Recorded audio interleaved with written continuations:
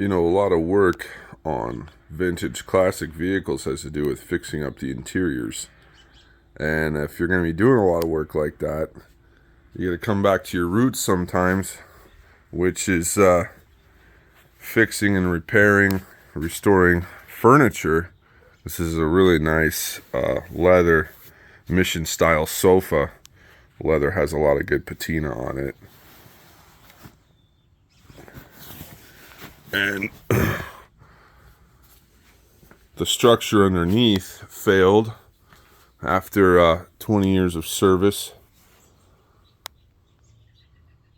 The dowels and glue on these bows failed finally. This is where this piece broke off. See, it used to be like that.